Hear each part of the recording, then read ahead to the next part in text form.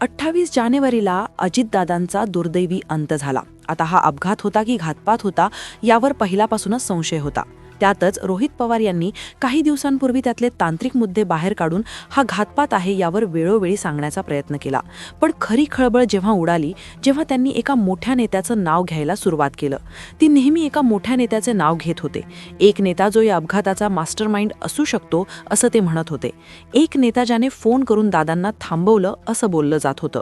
मग तो नेता हा दादांच्या अगदी जवळचा होता असंही ते वेळोवेळी बोलत होते. पण तेवढ्यात दादांच्या राष्ट्रवादीतीलच एका नेत्याने काही दिवसांपूर्वी या मोठ्या नेत्याचं डायरेक्ट नावच घेतलं. ते नाव होतं प्रफुल्ल पटेल. प्रमोद हिंदुराव यांनी बोलत असताना डायरेक्ट प्रफुल्ल पटेल यांचे नाव घेतलं आणि त्यानंतर महाराष्ट्राला सगळ्यात मोठा धक्का बसला होता. आता ती नाव प्रफुल्ल पटेल जर असेल तर मग ते तर दादांच्या अगदी जवळचे होते. गेल्या अनेक वर्षांपासून दादांचे सहकारी होते. सुनेत्रा वहिनींना देखील त्यांनी अध्यक्षपद आणि उपमुख्यमंत्री पदापर्यंत नेण्यासाठी खूप मदत केली असेही लोकांना दिसत होतं. पण 3 अशा गोष्टी समोर आल्या, 3 असे व्हिडिओ व्हायरल झाले आहेत की ज्यामुळे आता या नेत्यापुढे खूप मोठे प्रश्नचिन्ह निर्माण झालं आहे. आता मोठा पर्दाफाश झाला आहे असं बोललं जाऊ लागलं. लोक आता म्हणत आहेत की मास्टरमाइंड जवळचाच निघाला असं लोक बोलू लागले आहेत. रोहित पवारांनी तर नाव न घेता अक्षरशः प्रचंड टीका केलेली आहे. हे वातावरण सगळं अशा पद्धतीने ढवळून निघत होतं. रोहित पवार DGCIवर केस करण्यासाठी मुंबई आणि बारामतीच्या पोलीस स्टेशनमध्ये प्रचंड प्रयत्न करत होते. पण तेवढ्या तिकडे अध्यक्षपदाची सूत्र सुनेत्रा वहिनींनी दादांच्या राष्ट्रवादीची हातात घेतली. पण त्या अधिवेशनातले 2 व्हिडिओ प्रचंड व्हायरल झाले होते. पण त्यानंतर एक व्हिडिओ असा व्हायरल झाला की ज्यामुळे संपूर्ण महाराष्ट्राला हादरा बसलाय. एका मोठ्या नेत्याचा असा व्हिडिओ समोर आल्याने संपूर्ण राज्यामध्ये खळबळ उडाली आहे. मग काय आहे या नेत्याचं सत्य? काय पर्दाफाश नेमकं झालेला आहे? लोक का म्हणत आहेत की जवळचाच मास्टरमाइंड निघाला आहे? वहिनींनी म्हणजेच सुनेत्रा पवार यांनी यावर काय ॲक्शन घेतली आहे? लोक आता म्हणत आहेत की वहिनींनी यांना घरी बसवावं, तर काही लोक म्हणत आहेत की वहिनींनी त्यांना सनसणीत चपराक दिली आहे असेही लोक म्हणत आहेत. तर काही लोक म्हणत आहेत की वहिनींनी त्यांना घरचा रस्ताही दाखवला आहे असे त्यांना बोलले जात आहे. मग अचानक असं काय झालं? कोणते ते 3 नवीन व्हिडिओ व्हायरल झाले? त्या व्हिडिओमध्ये नेमकं काय आहे? कोणता पर्दाफाश झाला आहे की ज्यामुळे आता दादांच्या राष्ट्रवादीमध्ये एक प्रकारचे वादळ निर्माण झालं आहे? चला जाणून घेऊया या संपूर्ण प्रकरणाचा सविस्तर रिपोर्ट. 28 जानेवारीचा तो दिवस महाराष्ट्राच्या राजकीय इतिहासात एका काळ्या अध्यायाची नांदी ठरेल असं कोणालाही वाटलं नव्हतं. सकाळची वेळ होती. राजकारणाची चक्रे नेहमीप्रमाणे फिरत होती. पण अचानक एका बातमीने संपूर्ण राज्याचा काळजाचा ठोका चुकला.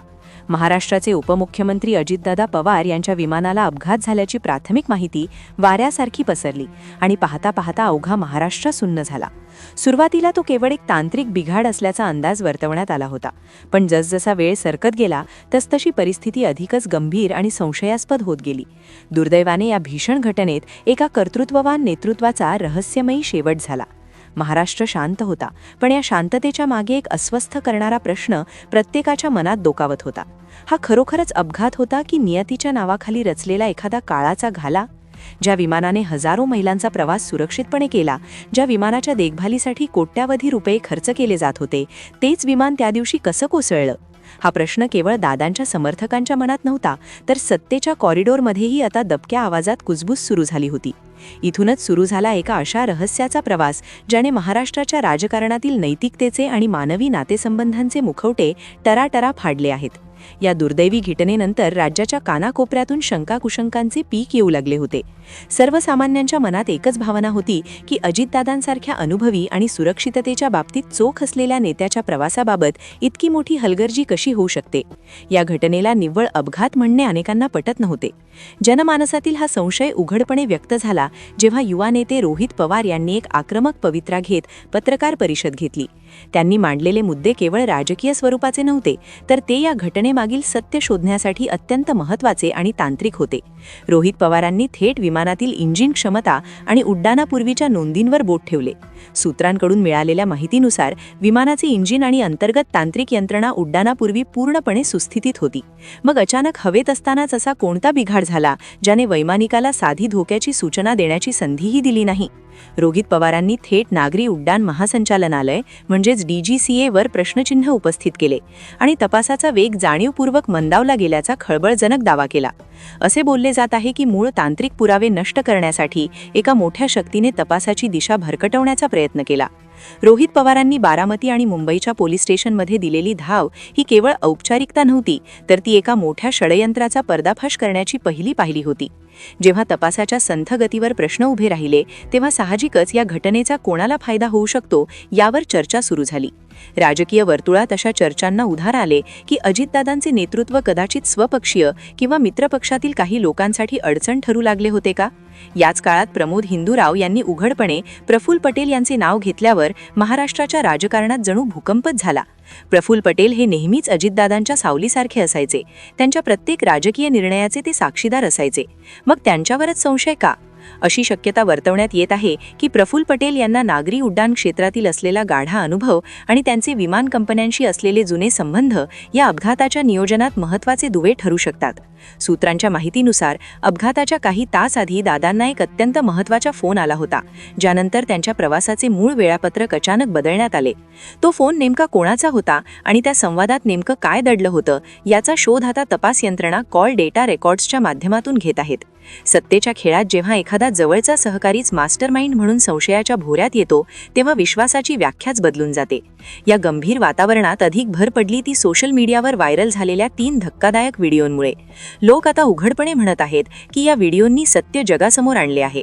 पहिल्या व्हिडिओमध्ये अजितदादांच्या निधनानंतर आयोजित शोक सभेत जेव्हा अवघा महाराष्ट्र रडत होता, तेव्हा प्रफुल्ल पटेल काही बड्या उद्योगपतींशी हसून गप्पा मारताना दिसले.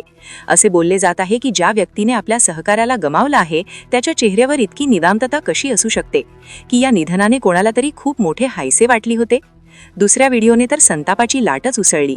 एका सार्वजनिक कार्यक्रमात प्रफुल्ल पटेल यांचे सुनेत्रा वहिनींशी वागण्याचे काही क्लिप्स समोर आले, ज्यावरून त्यांच्या चारित्र्यावर आणि राजकीय संस्कृतीवर टीका होऊ लागली.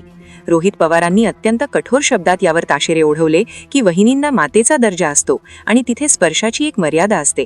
तिसऱ्या व्हिडिओमध्ये काही अज्ञात व्यक्तींसोबत प्रफुल्ल पटेलांची मध्यरात्री झालेली एक गुप्त बैठक दिसतीये. तपास यंत्रणा या दिशेने विचार करत आहेत की या बैठकीत विमानाच्या तांत्रिक अहवालात छेडछाड करण्याबाबत काही खलबत झाली होती का?